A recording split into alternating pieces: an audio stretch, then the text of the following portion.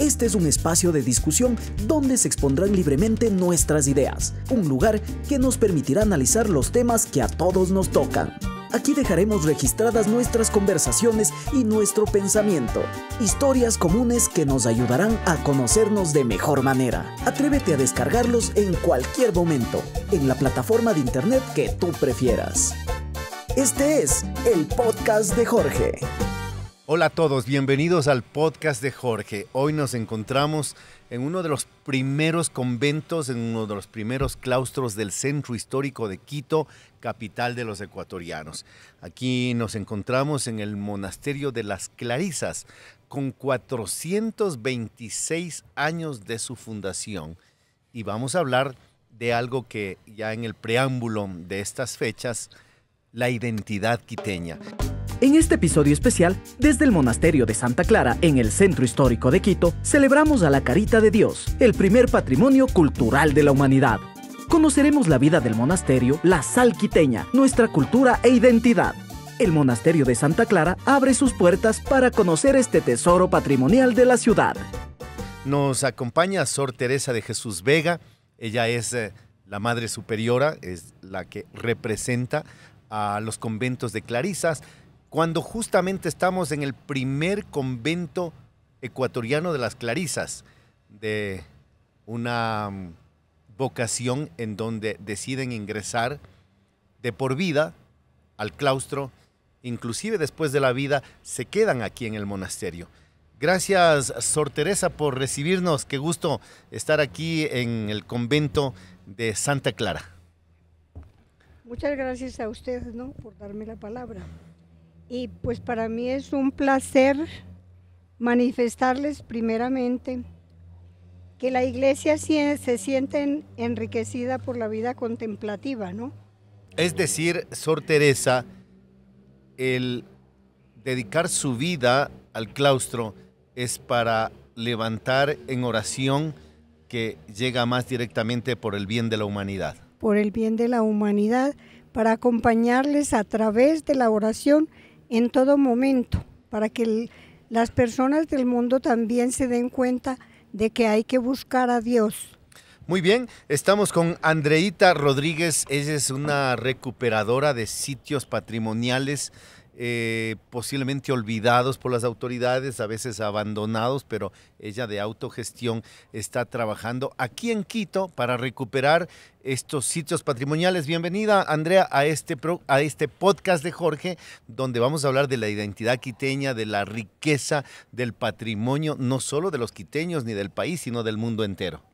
Efectivamente, Jorge, muchísimas gracias por la invitación, gracias por estar aquí permitiéndonos exponer un poquito más sobre lo que hacemos. Para mí es un gusto, es un placer siempre poder recuperar a nuestro Quito desde el corazón, desde lo perdido, desde estos espacios que guardan historia, que guardan tradición, como son los lugares abandonados, los misterios. Yo soy muy misteriosa ya, entonces siempre les voy a hablar de cosas misteriosas, de cosas ocultas, de nuestro Quito, que no se hablan por lo general.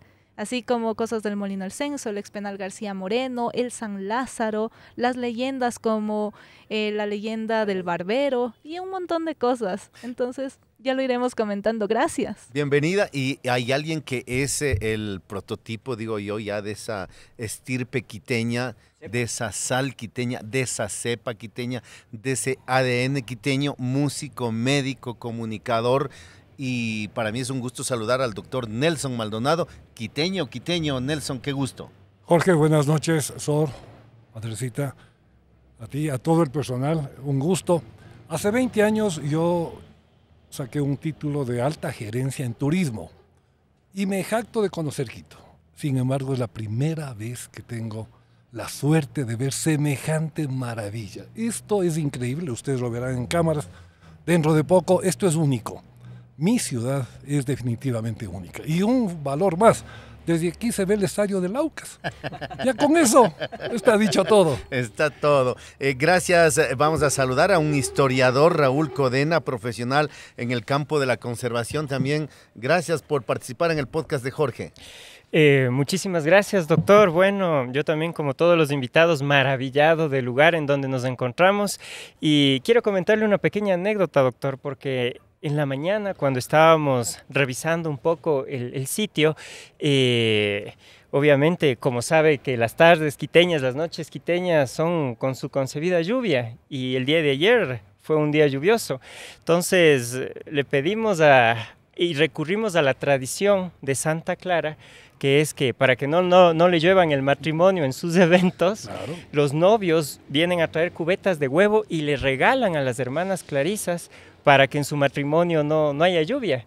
Hemos procedido con esto, hemos hecho el debido obsequio a las hermanitas en nombre de Santa Clara, pues, y como ellas Y se ha dicen, concedido. Dios nos bendició, nos dio esa bendición con este Y se ha maravilloso concedido clima. ese pedido y Qué noche. estamos en una noche maravillosa en donde podemos disfrutar de lo que era Quito. Quito era el centro histórico. De ahí a que ahora sea una ciudad de 3 millones de habitantes ha pasado siglos, pero Quito era justamente el centro, sus construcciones patrimoniales, ahora sus conventos. Y aquí en este centro histórico pude analizar cuando yo llego de pequeño a la ciudad capital, porque yo no tengo la dicha de haber nacido en esta ciudad, aunque en San Roque, estimada Sor Teresa, uno se hace quiteño en 15 días, sí o sí. A las buenas o a las malas uno comienza a jurar la bandera de Quito a los 15 días. Aquí, a cuadra y media, vivía yo con mi padre, de profesión zapatero, en la Imbabura y Rocafuerte. Y la sal quiteña también es único de la identidad de nuestra sociedad. Y hemos invitado, por supuesto, a Paolo Ladino, que no es quiteño, pero parece que sí fueras, porque tienes esa sal. Pero algo bueno, lo que pasa es que esta sal quiteña es contagiosa verdaderamente, ¿no? La sal quiteña, como tú dices, acá uno viene y en 15 días si viene migrando y es chagre, viene de otro lado, se contagia con esta sal quiteña, con la tradición. Ahorita mismo Tú nosotros vives estamos de esa sal. Vivo, lógicamente. Vives de esa chispa. A veces se sobrevive también. ¿Qué se ¿no? necesita para arrancar sonrisas? ¿Qué se necesita? ¿Cuál es tu preparación? Mira, por ejemplo, el tener el material a mano. Ecuador es un país y Quito es una ciudad patrimonial que tiene suficiente material como para desarrollar la sal quiteña. Estamos ahorita mismo, nos sentimos en una máquina del tiempo, ¿no? Yo venía subiendo las gradas en Churito, ¿no? Y es una sensación de que la historia como que se ha quedado parada aquí con esa sal que te va invadiendo. Bueno, entonces tú ves por ahí pasar sombras, no sé si serán las madrecitas o será que algo camina por ahí, pero es una cosa, como tú dices, Andrito, un misterio, una cosa que de todo ese material uno puede ir sacando la sal quiteña, ¿no? Como para sacar provecho de esta lindura histórica que tiene Quito. El podcast de Jorge, estamos saludando desde las cúpulas del convento de Santa Clara. Es el primero de las clarisas en el Ecuador, Sor Teresa. Sí, es el primero de los, uno de los primeros, porque creo que primero fueron las concepcionistas. Conceptas. Sí, 1575. sí. Entonces ya después fue este monasterio. Creo que se pueda realizar la construcción de este monasterio fue producto tal vez de una de las calamidades que también pasó en la ciudad. El doctor recordará la batalla de Iñaquito, donde fue decapitado el virrey de Lima, su cabeza fue colgada en la Plaza Grande, y debido a esta guerra hubo muchas huérfanas, hubo muchas personas que se quedaron sin hogar, especialmente necesitaban lugares de protección de la mujer. Así que la Real Audiencia le pide al rey Felipe II que pueda fundar un monasterio para ayudar a todas estas viudas, Para a acoger todas estas a quienes personas han quedado en huérfanas. la desgracia. Pero una de las cosas tan importantes y que nosotros vemos en este momento es que somos una de las pocas ciudades que tiene 5 monasterios de clausura y todavía los 5 los conservamos con sus religiosas, con todos sus quehaceres, con sus oraciones. Es parte del patrimonio de la ciudad, ese patrimonio intangible y tan bello que todavía tenemos. Ahora, ¿qué pasa por la mente de Sor Teresa y a qué edad decide tomar una voluntad de dejar el mundo y consagrar su vida al claustro? O sea, yo ingresé al claustro a los 16 años en Colombia. Pero ¿cómo discernimiento. siente esa vocación? O sea, No. está a los 16 años común normalmente asistiendo a una institución educativa, tiene Sí. amigos, amigas en el barrio, familiares, padre, madre, y decide tomar el hábito? Porque vi que era lo mejor y que el mundo pues no me brindaba lo que yo como deseaba interiormente. Entonces, claro, por eso decidí Una vocación. esta vida. Y digamos, fue una atracción a raíz de que en mi familia también habían algunas religiosas y entonces yo desde pequeña sentí esa inclinación y ya después la pude realizar. ¿Qué hace una hermana religiosa desde que se despierta, a qué hora se despierta y cuál es su día a día? El pensar en que la vida que se entrega por la humanidad. Y entonces desde que nos levantamos lo primero es dirigir a Dios nuestra oración por todas las personas que encomendamos. Pues nuestro deseo es reconocer delante de Dios orando por todos. Y nos sentimos satisfechas de eso, de ofrecer la vida por los demás. Hay que recordar, Nelson, que las madres elaboran estos productos, son los bizcochos. Quiero que Y la prueben horchata. ustedes la famosa horchata Deliciosa. natural. Le quería comentar, doctor, esta horchatita que nos estamos sirviendo es una agüita propia que hacen las monjitas de las plantitas del huerto, porque ellas tienen el huertecito aquí.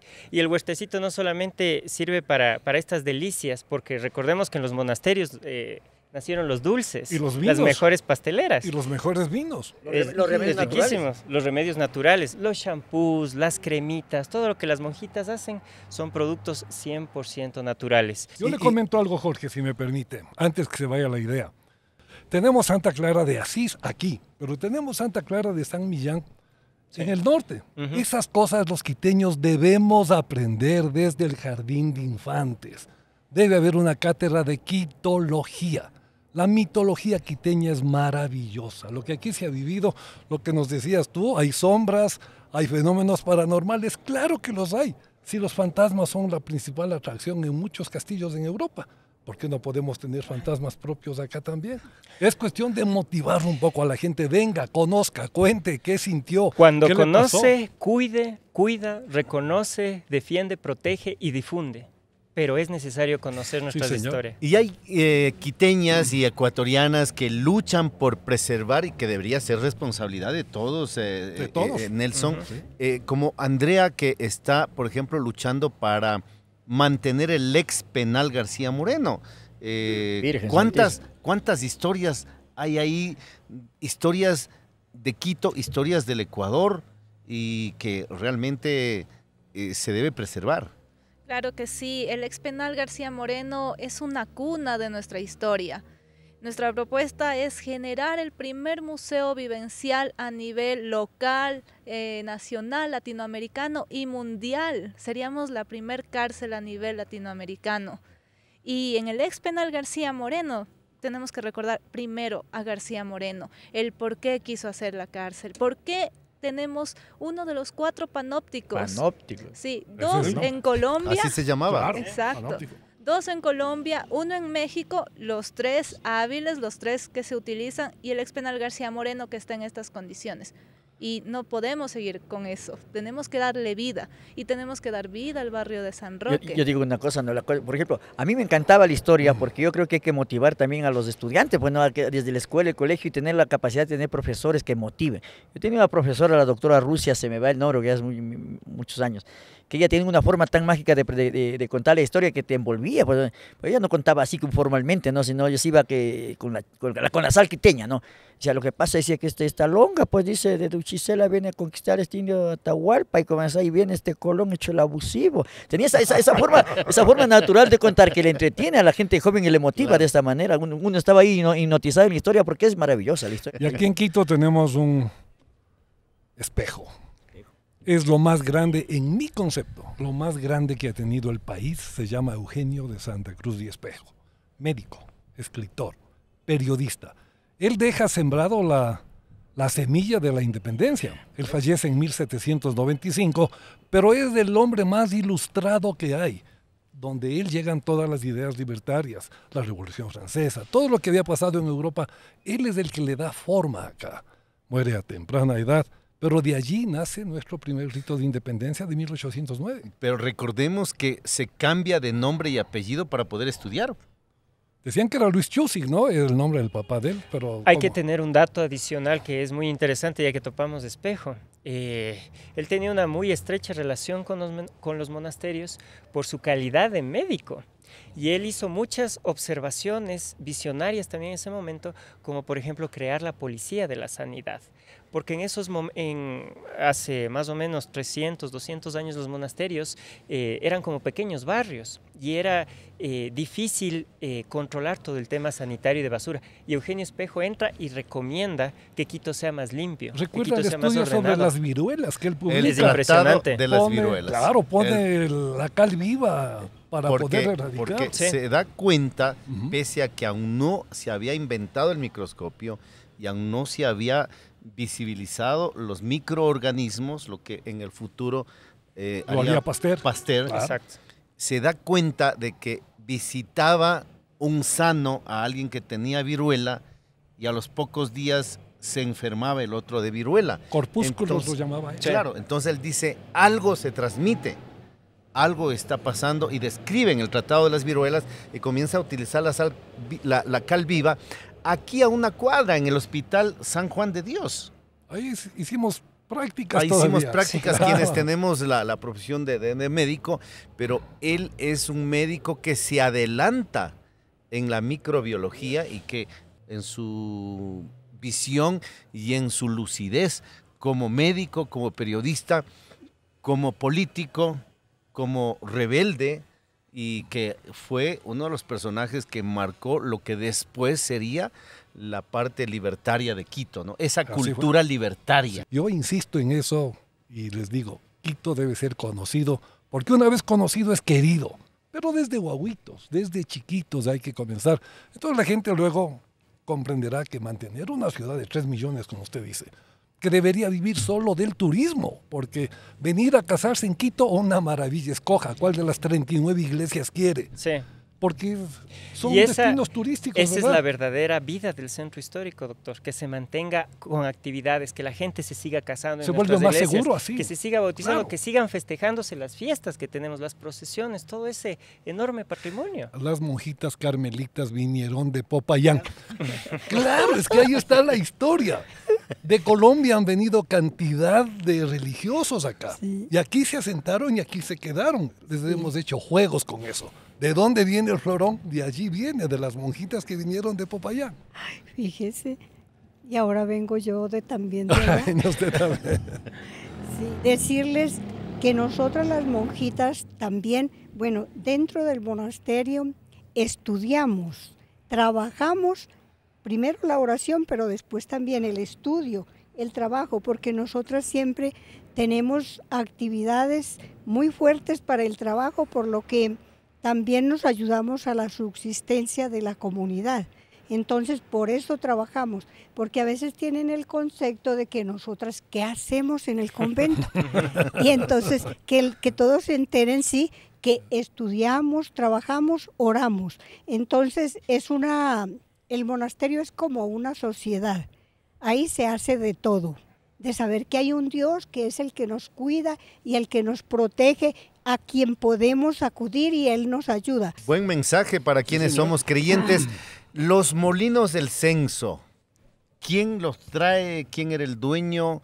¿Y por qué se ha abandonado? Y ahora Andrea está justamente activada para su recuperación en el río Machángara. Efectivamente, y es que los molinos del censo es un nicho de diversidad, es un nicho de flora, fauna, y los molinos están desde el año de 1810. Patrimonio industrial de la ciudad. Patrimonio Y industrial. sobre los molinos está el primer puente de Quito y el primer puente del país, 1585, el primero.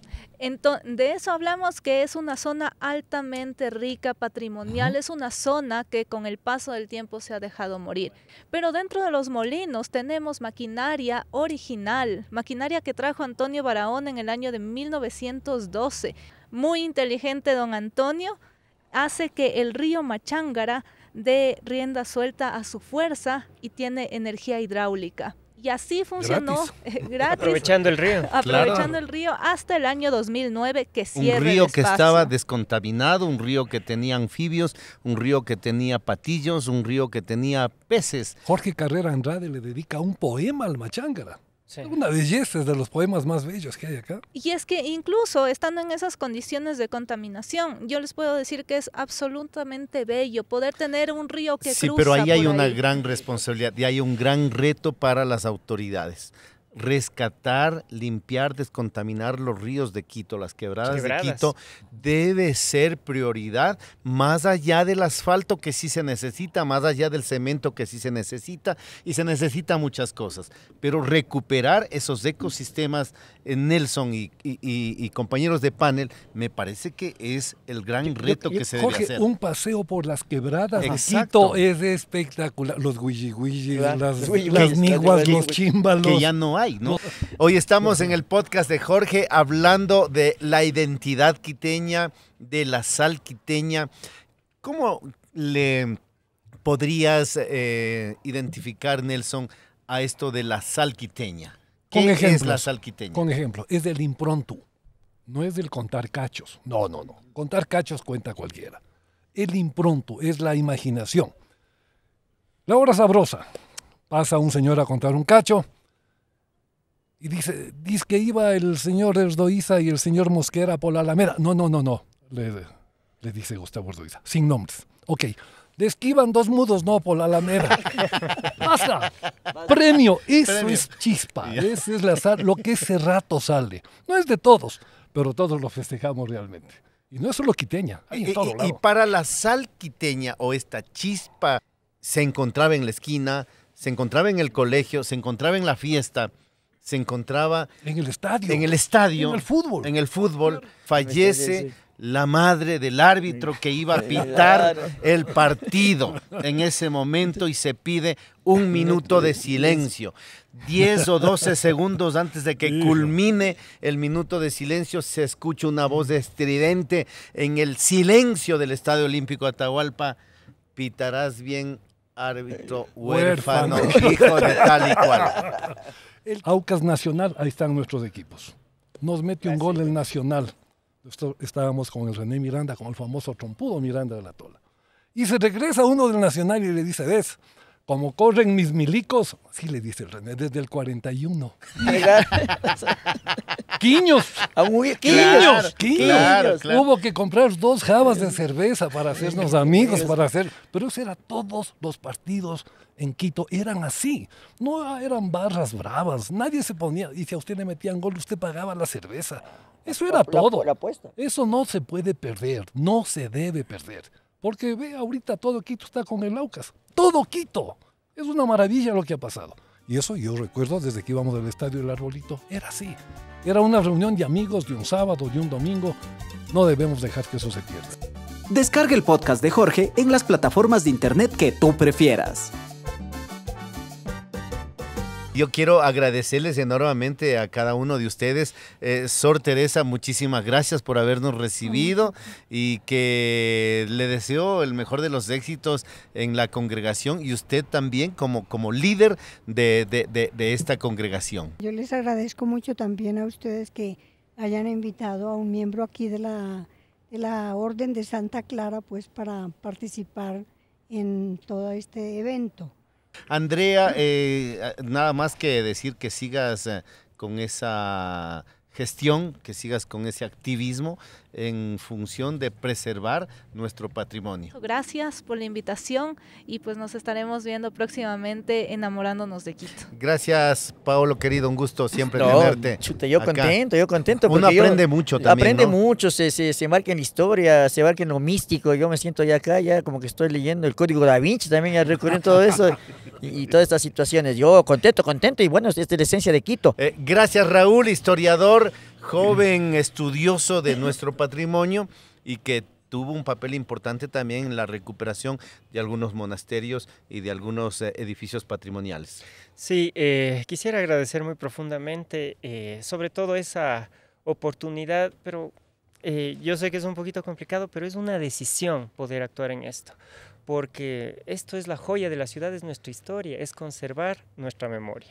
Entonces, siempre va a ser un orgullo y que esto se conserve para 1000 años más y que Quito siempre sea vivo y radiante como siempre ha sido. Muchísimas gracias y le he notado sorprendido, gratamente sorprendido visitando estas cúpulas. Nelson, quiteño, no habías conocido. No, qué tal maravilla. Conozco todas las demás, pero bueno, que un creyente diga qué maravilla, de acuerdo. Pero que un no creyente, un ateo, premio Nobel de Literatura, el señor Saramago, viene a Quito. Y él lo dice, soy ateo. Y frente a la compañía dice, ¿cómo no me voy a postrar de rodillas ante semejante maravilla? Todo el mundo le aplaudió. Quito tiene para todos, Quito tiene para todos. Es la ciudad más bella del mundo. Sí, señor. Muchísimas gracias y a ustedes. Recuerden, estamos en todas las plataformas en el podcast de Jorge. Ahí les entregamos para que ustedes puedan bajar en Spotify, en YouTube. Estampitas como los... En todas las redes sociales. Si me ayudan haciéndoles llegar también a la hermana Sor Teresa.